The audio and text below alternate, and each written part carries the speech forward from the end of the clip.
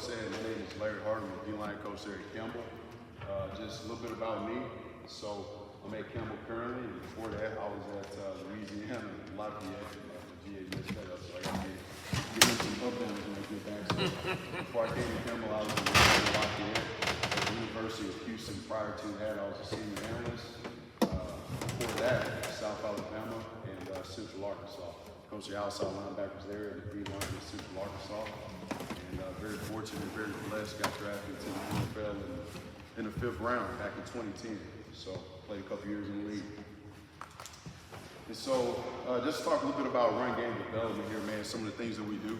And just so y'all know, man, I'm a get off the ball and strike guy. That's how I was in college. And that's throughout my coaching career, that's just kind of what I came up under. And so one of the first drills that we do, and the first drill that we will do, is called 6-point explosion, which I'm pretty sure is a famous drill across the board. And really with this drill, what we're trying to teach is hips and hands. And that's what we're trying to cultivate and teach the muscle memory of doing that on a daily basis. So some of the key coaching points off the rip is what I look for is curl those toes up underneath you. And you want to tell the guys it's kind of pull back like a spring, right? Curl the toes up underneath you, pull back like a spring, light on that down hand. And one of the things I think is with D-line play, if you're in an attack-react system, is getting your hands on the offensive line as quickly as possible. I think that's one of our advantages. So some of the key things I'm looking is driving off the toes, pinching the penny is what I tell those guys. So imagine that you got a penny between your butt cheeks and you want to pinch your penny there and your hands are coming right from the ground to the fit, thumbs up, elbows in tight. And so I'm looking for that all the way out for the full extension. Elbows locked, thumbs up, pinch the pennies in between your butt cheeks.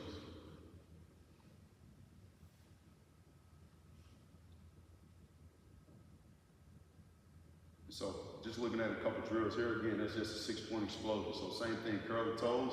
You want to pull back, right? Put all the way like on those ankle and toes, man. You want to drive off those toes. Hands coming right to the fit, thumbs up, elbows locked.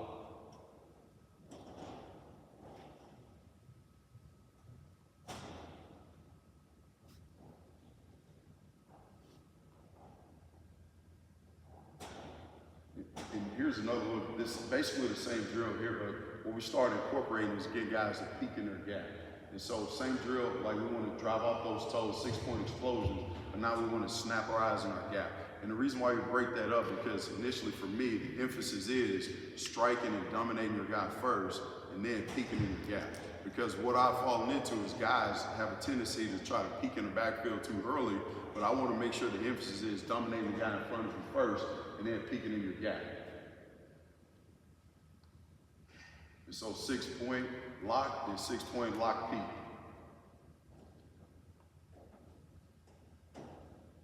Now I'd like to see Logan grab this daggone thing here, but just another form of the drill that we do there, where we do it on the square pad.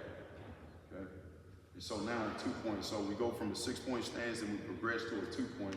And so one of the key coaching points here is we want to emphasize putting the face on the shoulder, and I want to collapse those elbows, weight on the balls of your toes here, and it's just really the same drill that we did, but we're just doing it on the partner here. And some of the key things I'm looking for is that initial snap.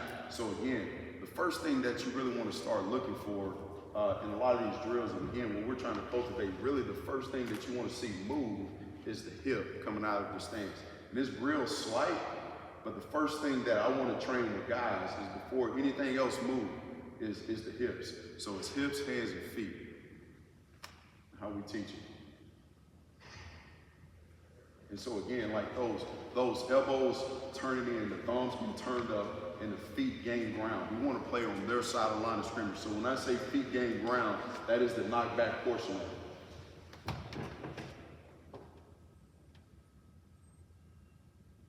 And so this is just another drill that we've done before too, just emphasizing a good wide base in the run game. And so when you're locking people out, you see those short, choppy feet there in the run game.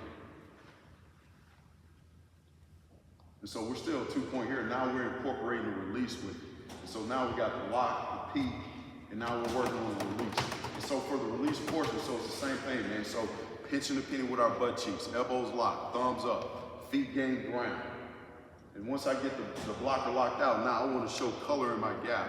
And then when I'm working on a release, what I tell those guys is I'm shifting my weight to that inside foot, pull down with 2, and I can turn my shoulders, but I want to keep my hips square in the run game.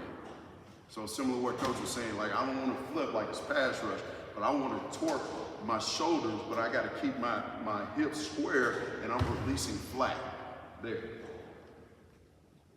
Because if you turn, say, if you flip your hips here, you're not going to be able to make a play in the run game. And so you got to be able to keep your hips square, especially from a D-line perspective. And so we just incorporate another bag here as simulating the ball carrier.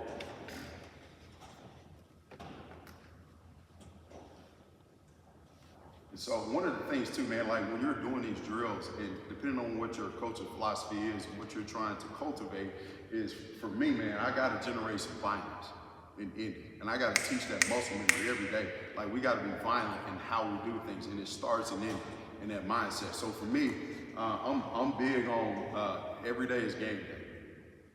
This is just why I try to sell the guys on.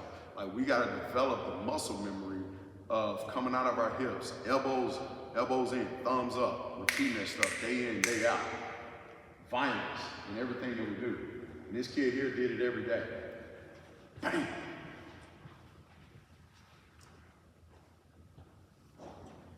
And so this is just another drill that we've done before too. The same thing, the lock, the peek, and the release. Actually, before this, we just did the lock, we separated up. We did the lock, and we reloaded it, and then did the lock, peek, release there.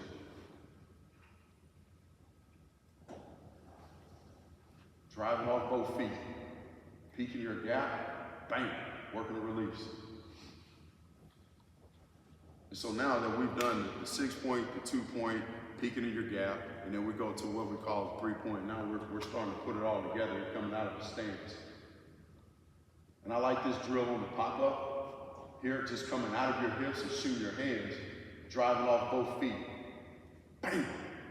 And I like going over the top of this pop-up because it emphasizes that the short chopper feet with the wide base there.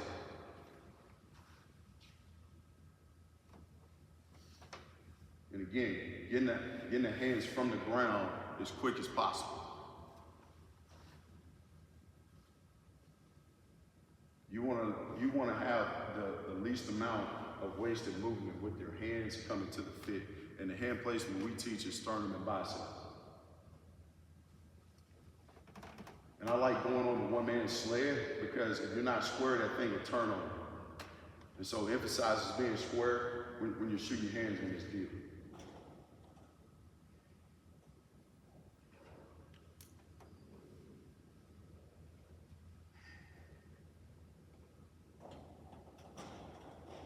That's a good look by the big nose there, man. Hand coming right from the ground, right to the fit. I love this kid now, Caleb Caston back in the day. Bang.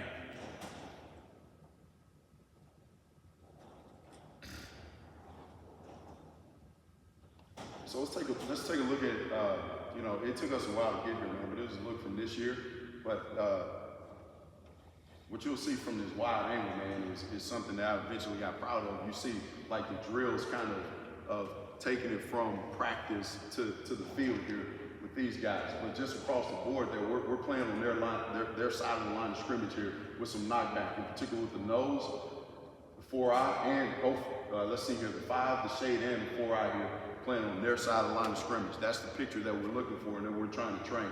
Now, is it perfect? Because really for me, I'm teaching this kid to put faces on shoulders, emphasizing padding, right? So if I'm a 4-eye, man, I'm trying to put my face on that, the inside eye of that tackle shoulder with hand placement, sternum, and bicep. And so again, this kid here is a redshirt freshman, and this guy never played a lot of football. So in their redshirt freshman, those are the habits that you got to continue to develop on a daily basis.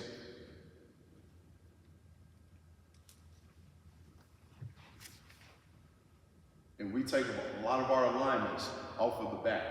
And so, and I got to get the kids aware of back. Where's the back at, coach? Back right, back left. Why? Why is that information important to know where the back is? Because you can anticipate flow. Because most people, wherever this back is, the flow is going to go opposite of that. Now, can they screw you? Yes. But we anticipate that. And so we take our alignments based off of that. We base out of the shade 5 and the 4-eye. And so it's essentially like a coach calls a 3 down, but we're a 4-man front. And so I'm teaching this guy to be hand and foot. I'm teaching his nose to be man. We just switched it. I'm teaching his nose to be hand inside the foot with the back away. This kid here to be hand and foot with his alignment. If the back is on this other side, I'm teaching this kid to go hand inside the foot. I'm teaching the nose to be ear to ear, and I'm teaching this 5 to be shoulder tip on base downs. And so I'm getting kids to understand that, and so they can anticipate blocks pre-snap. All right, let's go to another visual here. Now, so let's look at the nose here, man. Again, this is a redshirt freshman right there for me. Started 12 games.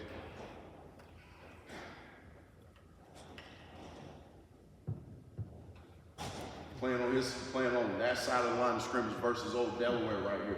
Bang.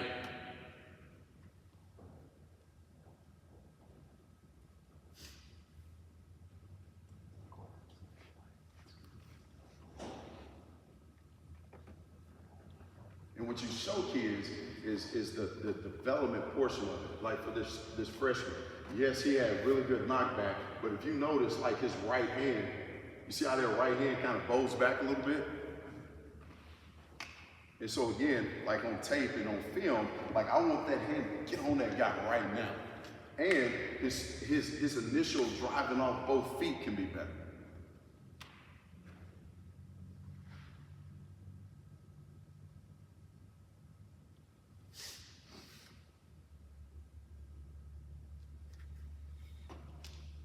To this end zone look here. And so again, just a coaching point for you guys in that you see that initial the shake. I don't know why he does that, but this is the part, like to me in the coaching, the beauty of it is when you say develop guys, is being able to give guys tools like, hey, this is what you need to work on to be better. And this is why I put this clip on here. It's just little things like that. Like, yeah, he actually makes his play and makes a good play, but he never even uses his hands. And so this is something that shows up with this kid.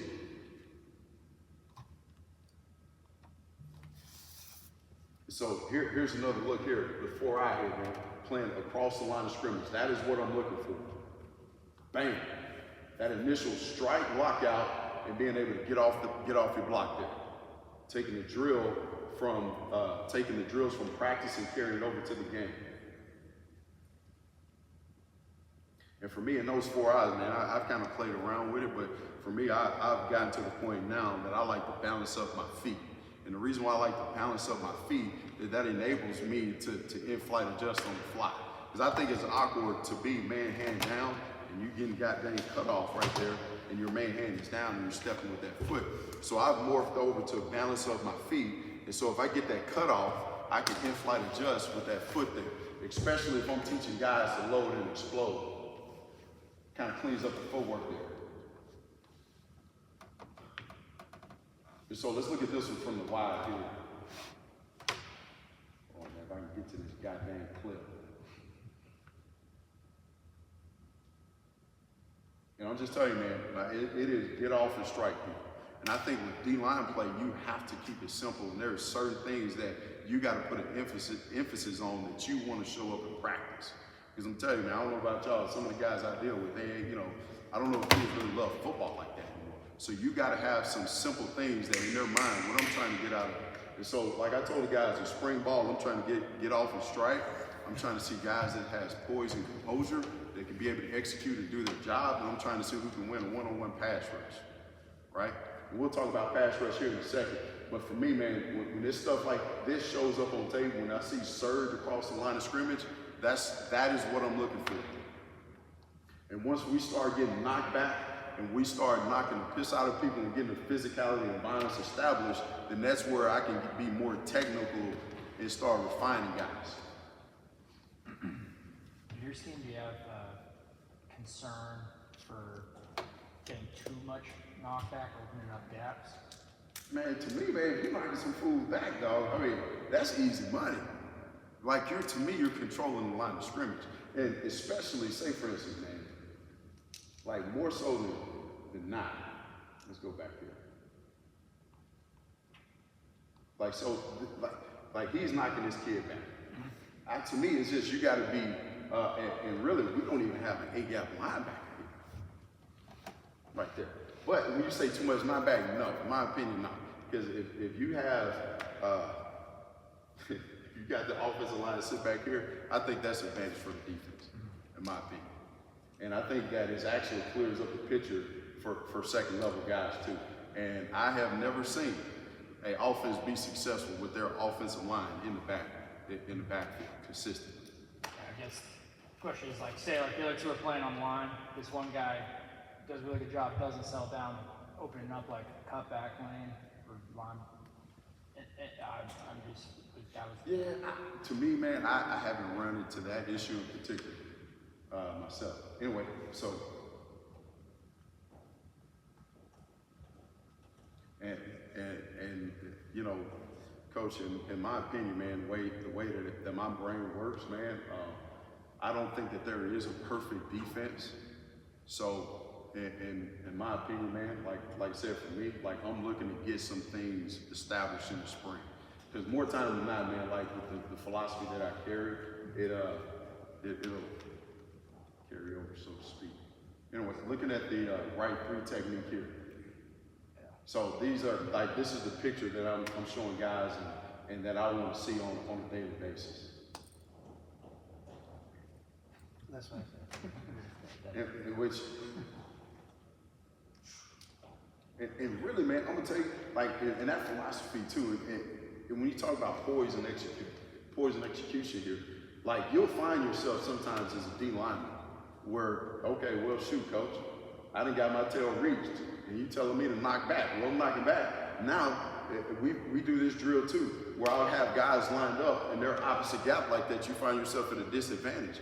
Now just freaking push, pull, and work to get yourself back in your gap and show back up. And don't panic. But this is kind of what you're saying, Coach, like, well, that vertical seam, well, you better get your tail back in your freaking gap, because that happens here with them.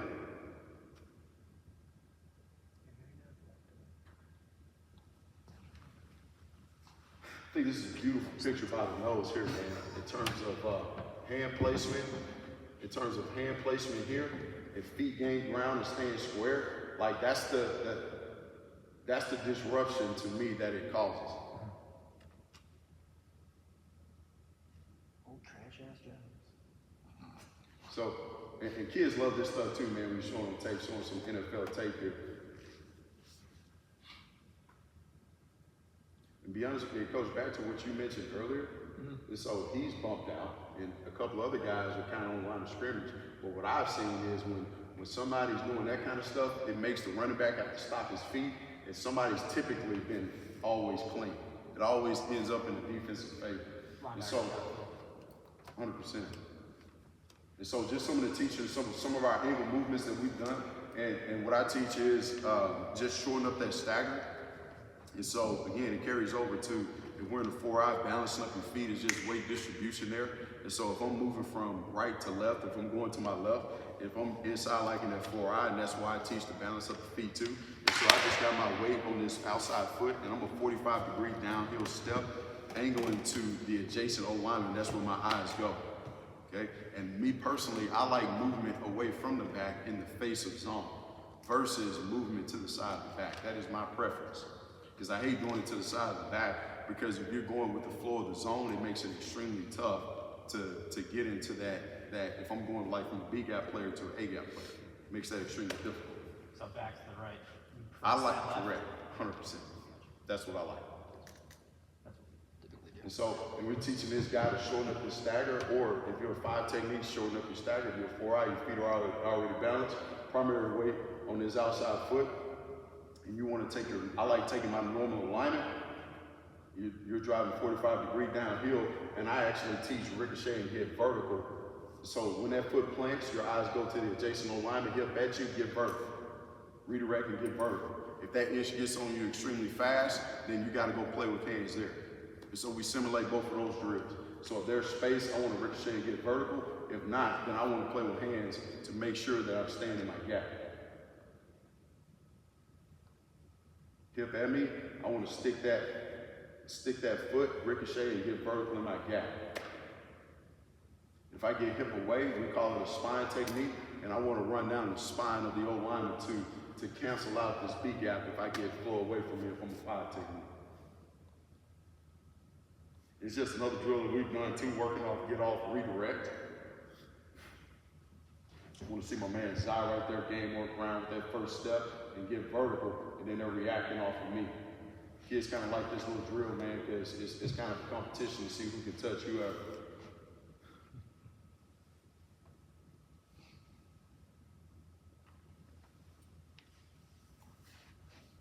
So looking at the 2I here, movement. And so this is why, to me, I like the movement away from the back, because I think that you get an opportunity to make the trip and to disrupt it, because we do see a lot of this insert stuff where in our quarter structure with 2 high safeties. Actually, we're rolling 3 here, but we do see a lot of this insert. So this is why, another reason why I like to get that movement away from the back, because you can see a little disruption on the Y right there.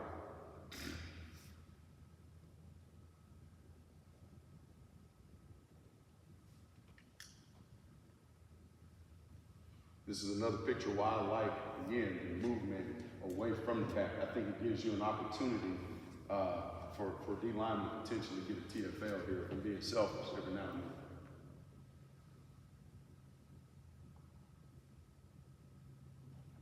then. Good at you, redirect, get vertical.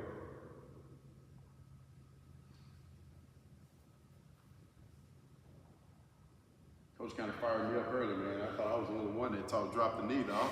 Huh? It's a lost art. Well, yeah, like, I mean, you know, you start watching a lot of tape, and you cut on tape, and even at the major colleges, them dudes are getting knocked off the ball now. I mean, I know people have taught to get off the ball, strike, offset the double, and stay square. Like, yeesh. Like most of the D linemen, even across the country, man, unless you got like, you know, them dudes that's with the Eagles and all this other stuff, or you know, with Georgia and Bama, the rest of us, man, like them double teams is the son of a buck, you know? Can I add one thing while you're here, Coach?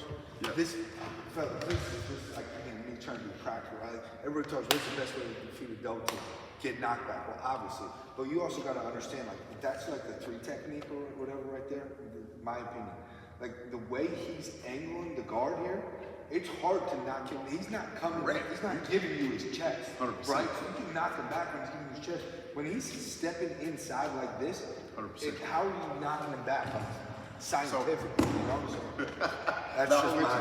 and so, Coach, what you notice is here, what we do, again, we base it off of the back. So 3 technique, this is simulating, one thing that I tell the guys, like I said, for the shades or even the 3 techniques, we got to tighten our alignment here to move away from that tackle. That's some of the things that we do, in which,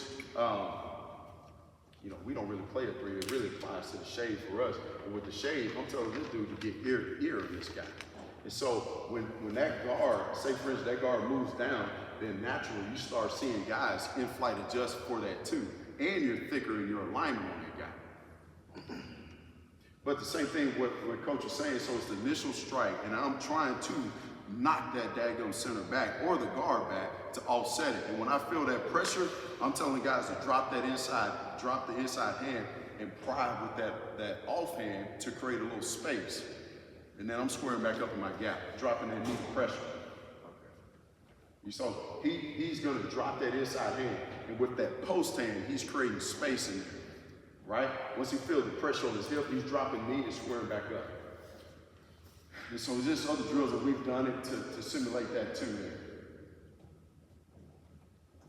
I was teaching hip pressure, and I was taught that, but It's a motherfucker, man. Like, yeah, them people that ain't down there in these motherfucking trenches. especially Yeah. they just now starting to play football, it wasn't really good for them. But I think that now with just dropping the knee, I think it'll be way more better. Now his nose is, he's in a 0. But like it's heavy shade, like this was, we never about to look like this now. Hit the pressure, and that right there, if you got 2, no movement, I'm taking that all day. Like, you know, one of these guys got to come on. I love the 4 eye on the backside too, man. Strike and showing color in this gap.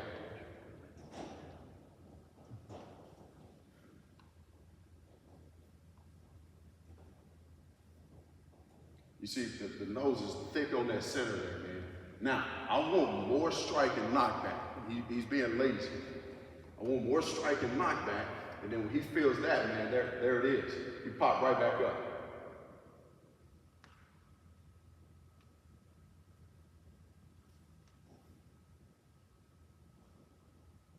Thought this was a good look by the nose here too. Now, he didn't necessarily drop the knee, but again, like what you're trying to get out the knee is the emphasis on pad level at the end of the day.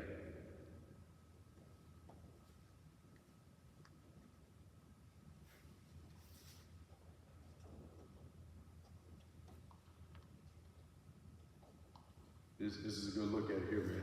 True freshman right here. It's dropping that knee to pressure. You drop that inside hand, and with that offhand there, man, you freaking create yourself some space. You square back up in your gap, and let's go.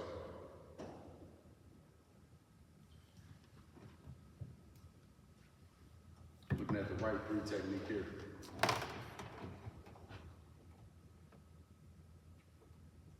Freaking face on shoulder, man. Like I would like a little bit more strike, but just the instinctiveness that happens with defensive linemen, because they know you're to the side of the back and you're anticipating that, they will do that pretty quick, man, on dropping that knee. But for coaching points, I do want the initial strike and the knockback first.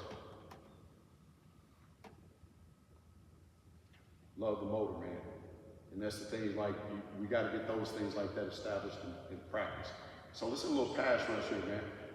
I don't want to get through because I got a lot of tape over here. I want to get through some pass rush. And so, transition to pass rush, the most important part of the pass rush to me, in my opinion, is your get off. That'll be your number one thing.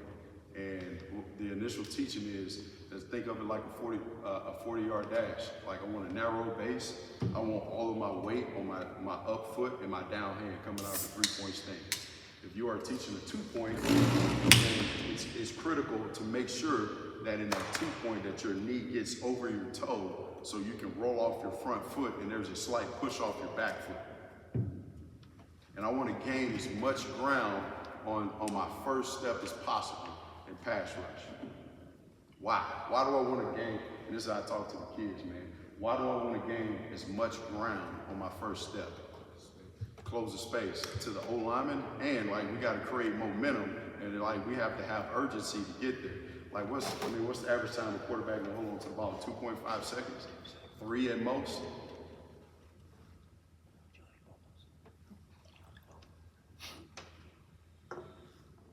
And some of the other things that I'm looking for too, man. Like I said, big first step. And I want guys, again, exploding out. And you see the violence of, like people say, poor grass, and those down hand being violent going back.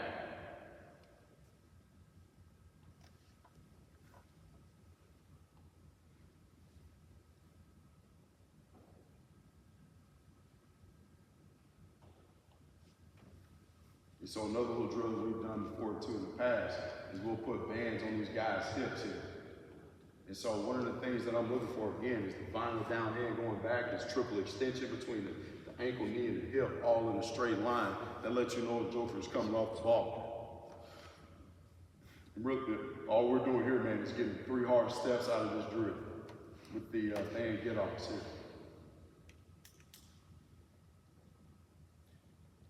Now, so another little nugget that we teach, and I teach guys too, is coming into a game, I want to get, like, are they off the clap, are they off sound, center head movement, what's the indicator? And so, if they're off the clap, so during that week in practice, you know, we'll simulate that in practice. And so, get into the game, ready, set, and on that set, we're getting a slight lean in our stance. And so I don't know if y'all ever watched that NFL Combine, like when those guys get down and run that 40-yard dash, and they'll blow them back. And so typically they get blown back because they get a rolling start. But for us, we're teaching that slight roll start. And so if I'm in that 2-point stance, some guys like 2 or 3, I don't care. And I'll show y'all a clip of this here in a second, where the guy's, he's relaxed, and then he's seeing that quarterback get ready to clap his hands. You can see him get a slight lean, and that helps him get a better get off, just by studying the indicator of your opponent. And so we'll do that. And so we'll go ready, set, and we'll get guys to start relaxed, ready, set, and then get that the 44 is doing it up top pretty good. Ready, set, and then they're off the ball movement there.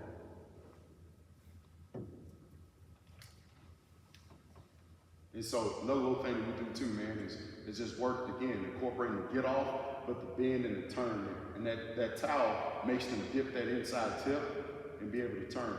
And so if you got your outside foot back here, you should be able to corner. If you're in a 5 technique, if you got your outside foot back, you should be able to corner on your 3rd step. 1, 2, 3. Then that 4th step, you want that thing to be behind the whole lineman, getting that toe turn, and then driving that rip up. Do you prefer that outside step back, or outside foot back for your edge guys? I go more what's comfortable. Okay. So I'm good either way. I just educate the guys on like the amount of steps that it's gonna take, right? So by your 3rd step, you should be making your move. If you're a 5 technique, by your 3rd step, you should be making a move on your O-lineman. That's where the action is gonna happen if you're really getting off the ball. And so if you have your inside step, if you have your inside foot back, then it's gonna be 1, 2, 3, and you can't plant off this foot, so you gotta take the 4th step, 5 to be able to turn. But if you watch that guy from the Pistons or learn, but we're gonna be about a yard. I think Dave is a little wide here, but we're gonna be about a yard and a half away from the tackle. If 5 technique outside edge rushers, and I'm aiming 3 yards behind his outside foot. Some people say 2 by 2 aiming point. Easy for me, 3 yards behind his outside foot, and I'm at a yard and a half tilt, and I'm trying to beat him to that spot. All right, and then from there, like you talked, that's your get off portion of it. From there, I'm reading his shoulders, and that's something where you got to be able to cultivate with guys. Like you got a great get off, right? And you know you got him the speed, man. I got to chop, swipe something, and I got to now bend and turn, beat him on the edge. Now, if I get a great get off and I feel that he's on me, and now his shoulders are turned, now I got to convert to an inside move for speed and power.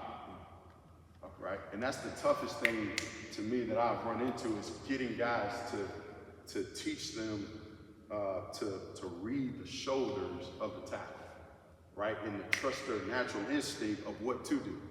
Right? And it just takes time to develop, man. Like guys gotta be able to get off the freaking ball. Like they're getting off the ball. Is this shoulder square, man? Bam, stay on the edge. Swipe, chop, whatever, speed rush move, dip your tip and corner. And flatten out. And now if his shoulders are turned, then he's taking away my speed. And so now I got to convert to power. Inside move to power. Yeah, because my DNs, sometimes they get off the ball so well, that's one point I got. So thinking of 3 yards behind, that's where the pinpoint is at. So that's where the aim point. My ends sometimes they're so fast off the ball, they forget that they're making B gap wide. So yeah, it's something that you teach your linemen. Oh yeah. No, that's a good point. And that's a little bit more further down. You see. And so you're talking about like rush lanes and all that. Yeah. So 4-man rush lanes. And so off the rip, let's see here.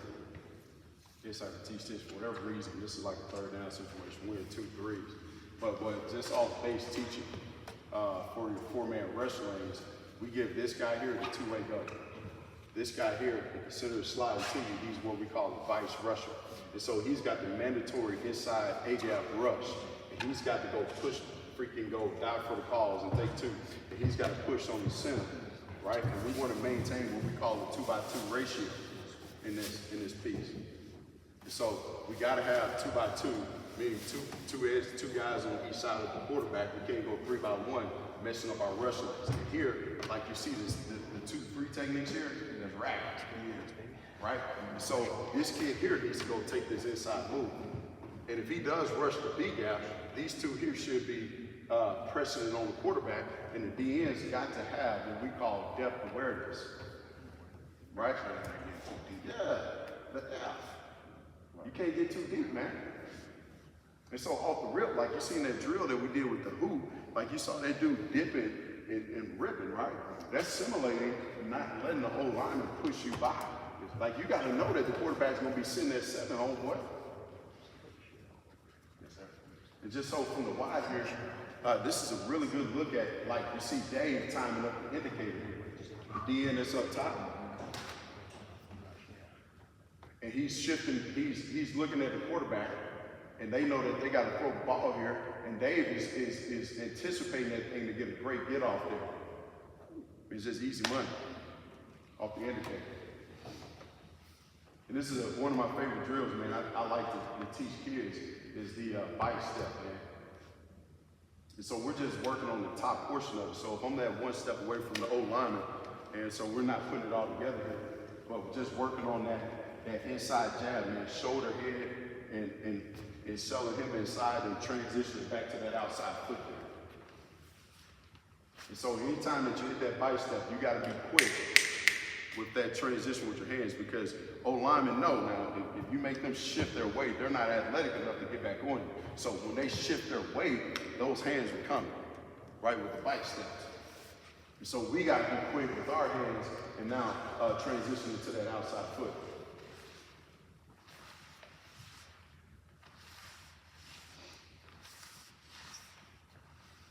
Wrist above elbows, man, on the bite step. Wrist above elbows, like a freaking boxer. And so you see my man Zai here, and just some of the coaching points, you see how his arms are swinging like that. It takes, like, so again, it's a development portion of it. Like, I don't want my hands swinging all over the place because you're exposing yourself. Like, more so here with AJ, like how his hands and his elbows stay within his frame and they're not swinging all over the place. And there's not a lot of wasted movement in there. Appreciate you. Of course. So this is another drill that we've done too. And so here, we're working off a power angle and a speed angle here. So in this power angle, outside foot back, what's the difference between a power and a speed angle? You just tighten your alignment. And so now, instead of being 1.5 yards, we go a yard from the tackle when we square up. And so with our footwork here, and off of a power angle, because the tackle will set you different. And so off of a power angle, we're going 1-2. We're going with an outside stance. And the speed angle is going to be on your third step. And so if you're off a power angle, it's going to be 1-2, bang, final club rip. Right hand, right hip. If you're coming off a speed angle, 1.5 yards, yard, inside foot is back. Then on that third step, 1, 2, 3, we're biting inside, swiping outside.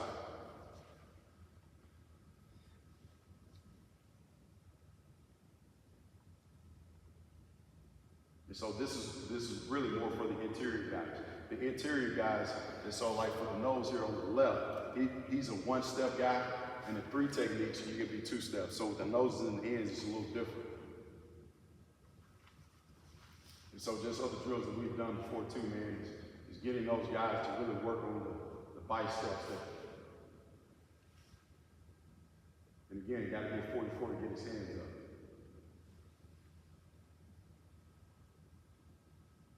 $45 got to get his hands up. Same thing.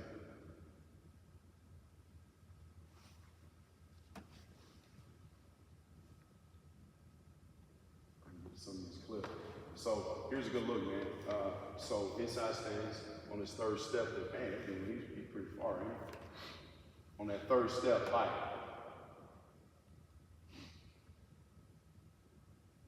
What does the bite step show to the O-lineman? The bite step shows power. When you show power to a low lineman or low hat, that bite makes them shift their weight because they're like, oh, I'm finna get ran over. And then now you use your athleticism to get back on the edge. Looking at my man 43 right here. He actually goes with a stab with the same concept. Off that third step bite.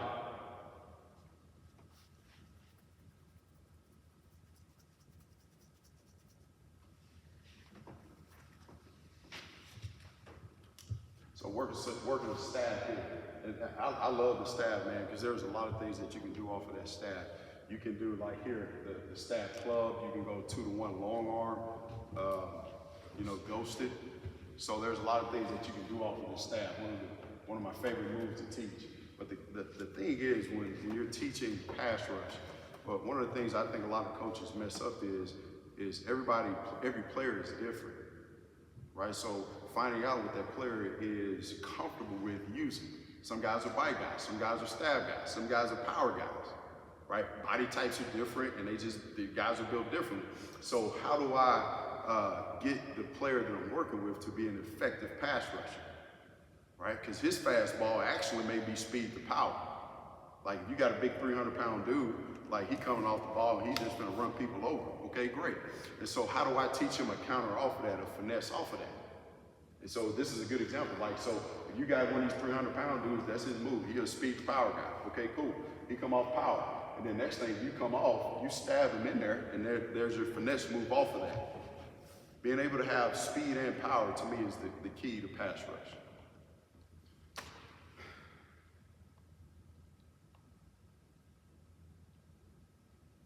Now, the thing that I like, man, like, you know, with the stab club, what's interesting, man, is the timing of it all, right? So when do I do it? Some guys, it's just a feel and an instinct. So sometimes if you got an aggressive old lineman shooting his hands, like bam, bam, it happens quick. But like on this one, he sticks it in there and then he pulls it out a little later.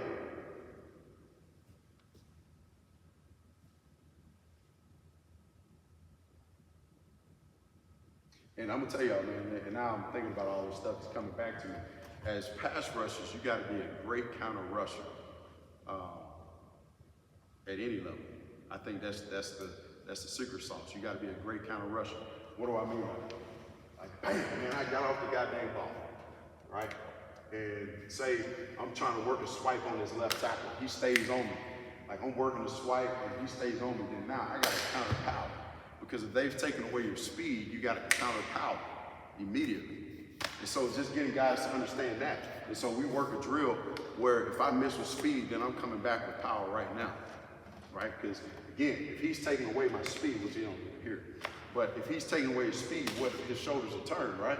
He's gonna try to run me by the quarterback. And so I got to now immediately counter power to condense it back on the quarterback. Or if I go power, bam, I'm powering the guy and he's starting to sit, then that's why I got to convert right there. Go to a push-pull concept. And so the get-off is what creates the momentum. Pass rush is all about creating momentum. How do I create the momentum? I got to have a great get-off, right? I got to find the move in the area that's my expertise. Like I was just a speed chop and a long one. That's all I did. Some guys are spin guys. Some guys are bite. So identifying what those guys are good at naturally, and then just building off of that is the key. But the concept across the board is get off, getting momentum started. Oh man, the kids like looking at this stuff, man, because it's pretty cool, man, watching.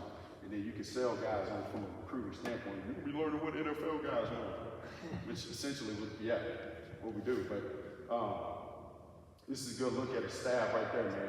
You see what the stab makes him think power.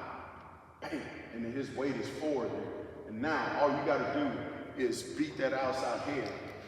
And you gotta dip that inside tip and lean. So that's why that drill that we showed earlier of a hoop, now I gotta get my hips and toes pointed and I gotta get ready to dip. I teach guys on that dip and lean, you wanna dip and lean against pressure. So you wanna anticipate that, guess what? If you beat him initially, he's finna try to run you by, so you have to anticipate that. And so now I gotta freaking dip and lean and fight pressure, right? And run and freaking reach on this quarterback here. Dipping that inside tip. You see the crossover step, right? So we do a lot of pop-up. I don't know why they put pop-ups on here, but we do the pop-up drill where we get guys, man, to really open up and get them to flip their shoulders and hip rotation. And this is why. Run game, you stay square. Pass game, I gotta flip my hips.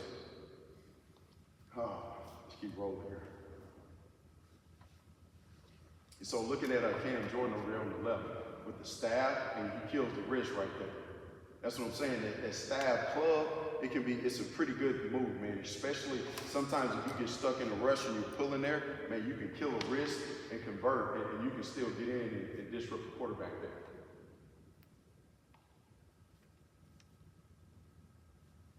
And so to get off here, so you see my man Chris up top there, anticipating. They're off the clap. Now he venturing in dangerous territory right there. But, and it's again, man, it's getting guys to see this picture here. Well, Coach, why are you telling me to dip and lean? Well, this is why I'm telling you to dip and lean. because of that.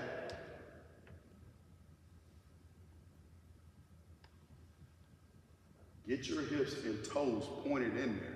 Develop that muscle memory with guys, right?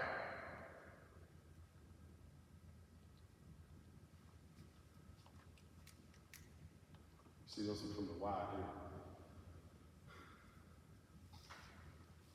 My man Bell.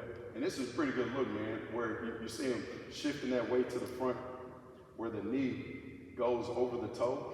Knee goes over the toe, roll off the front foot. There's a slight push on the back foot. And you see how he's turning his shoulders there? Now you gotta go inside move there.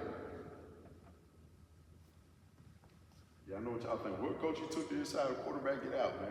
But, you know, you go in there, you gotta go make the play, man. You gotta go get yelled at a little bit by the coordinator. You know? But seriously, man, like, hey, we gotta go get off the ball, man. We're gonna get a couple offsides and all that anyway. Speed. And so I think he needs to get a little bit more tilted here, but on that speed angle. And you can kind of see there, man, on that third step, he's cornered. And this ain't even a great move. I'm just telling you, man, if guys just understand, just do. Most of the old linemen that we play stink, and they unathletic. Okay? If you can just get a good get off and dip and lean and don't get ran by, dude, that'll get you 2 sacks. That ain't a great move. Just effing dipping and leaning. Ooh, and I put this clip on here, man, for teaching purposes. What's one of the most underrated things that's taught in pass rush is confidence and belief. Okay? You gotta teach confidence and belief in guys. It's just the nature of where it is, okay?